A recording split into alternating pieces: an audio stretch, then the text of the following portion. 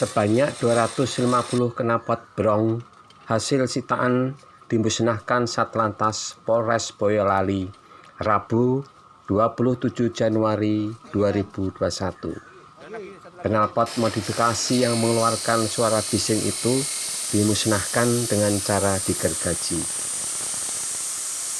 Pemusnahan dilaksanakan di Mako Satlantas Polres Boyolali, dipimpin oleh Wakapolres Boyolali Kompol Ferdi Kastalani dan Kasat Lantas AKP Dwi Panji Lestari. Wakapolres Kompol Ferdi Kastalani mengatakan jumlah knalpot racing atau brong yang dimusnahkan sebanyak 250, disita dari hasil operasi Satlantas Polres selama tahun 2020.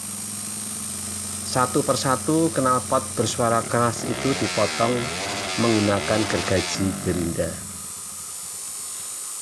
Penggunaan knalpot tidak standar tersebut, jelas Ferdi, merupakan bentuk pelanggaran terhadap undang-undang yang ada, yaitu pasal 285 Undang-Undang Nomor 22 Tahun 2009 tentang lalu lintas dan angkutan jalan.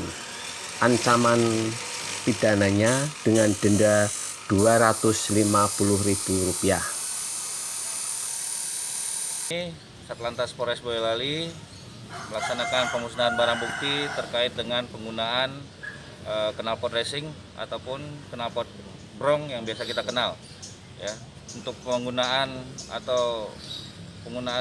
knalpot ini kita diatur dalam Undang-Undang Nomor 22 Tahun 2009 Pasal 285 ya, dengan ancaman pidananya ada ya 1 bulan dengan denda Rp250.000.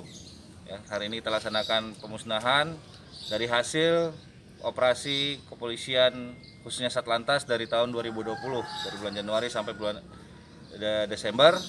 Kita menyita sebanyak 250 knalpot tidak standar.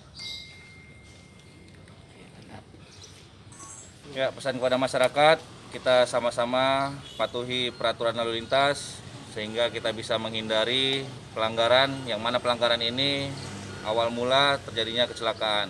Khusus untuk pengguna knalpot brong, ya, tidak ada tempat untuk knalpot brong di wilayah Boyolali.